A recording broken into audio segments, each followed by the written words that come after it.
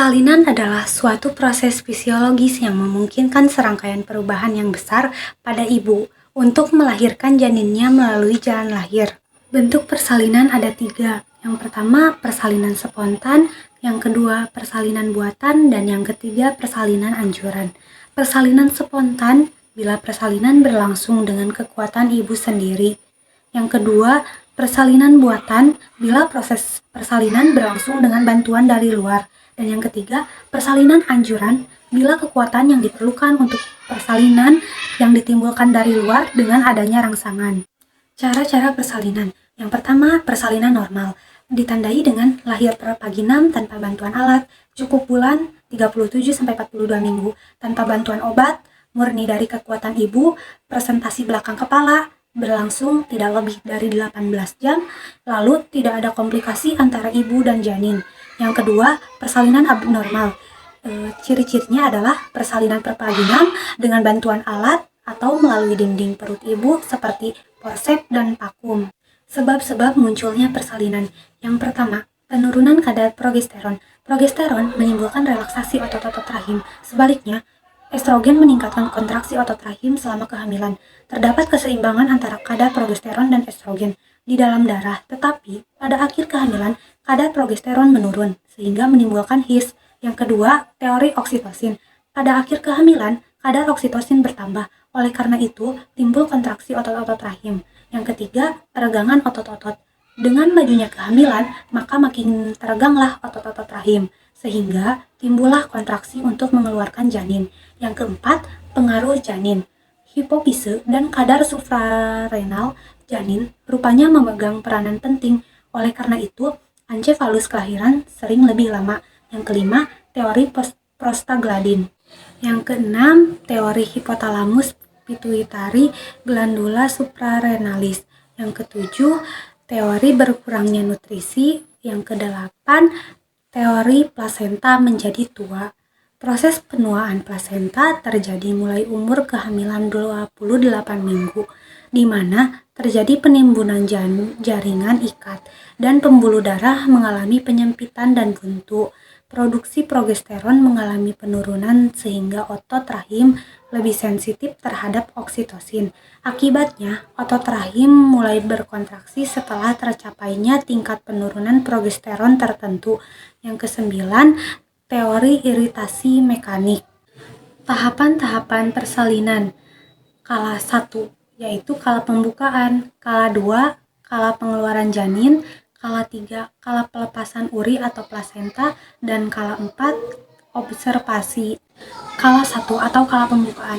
Periode persalinan yang dimulai dari persalinan yang pertama sampai pembukaan serviks menjadi lengkap. Berdasarkan kemajuan pembukaan, maka kala 1 dibagi menjadi 1 fase laten, yaitu fase pembukaan yang sangat lambat, ialah dari 1 sampai 3 cm yang membutuhkan waktu 8 jam.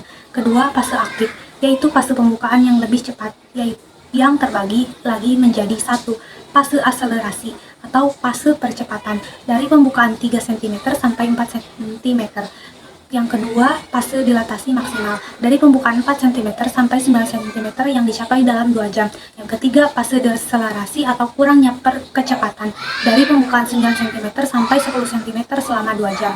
Lamanya kelas 1 untuk primigrapida kurang lebih 12 jam dan untuk multigrapida kurang lebih 8 jam. Kala 2 atau kala pengeluaran janin. Kala 2 atau kala pengeluaran adalah periode persalinan yang dimulai dari pembukaan lengkap sampai lahirnya bayi. Lamanya kala 2 untuk primigrapida 1,5 sampai 2 jam dan untuk multigrapida 1 jam. Kala 3 atau kala pengeluaran uri atau plasenta.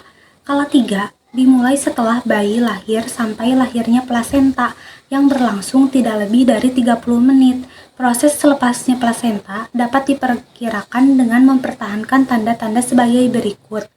Uterus menjadi bundar. Uterus terdorong ke atas karena plasenta dilepas ke segmen bawah rahim. Tali pusat bertambah panjang, terjadi semburan darah tiba-tiba. Kala 4 atau kala pemantauan atau pengawasan. Kala 4 merupakan masa 1-2 jam setelah plasenta lahir. Pada masa ini sering timbul perdarahan.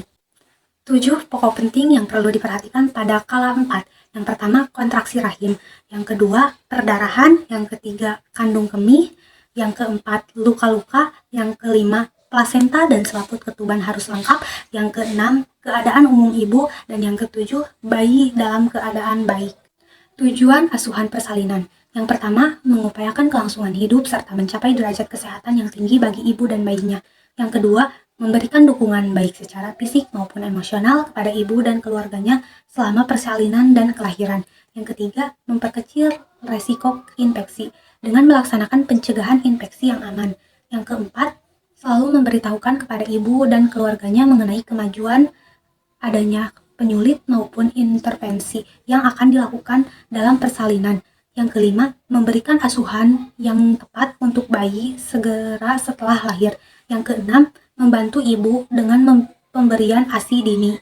Tanda-tanda persalinan atau infartu.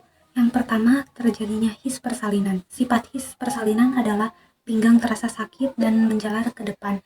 Sifatnya teratur, interval makin pendek, dan kekuatan makin besar. Makin beraktivitas atau jalan, kekuatan akan makin bertambah. Yang kedua, pengeluaran lendir dengan darah. Terjadinya his persalinan mengakibatkan terjadinya perubahan pada serviks yang akan menimbulkan pendataran dan pembukaan. Pembukaan menyebabkan lendir yang terdapat pada kanalis servikalis lepas. Terjadinya pendarahan karena kafileh pembuluh darah pecah. Yang ketiga, pengeluaran cairan. Pada beberapa kasus persalinan akan terjadi pecah ketuban. Sebagian besar keadaan ini terjadi menjelang pembukaan lengkap. Setelah adanya pecah ketuban, diharapkan proses persalinan akan berlangsung kurang dari 24 jam.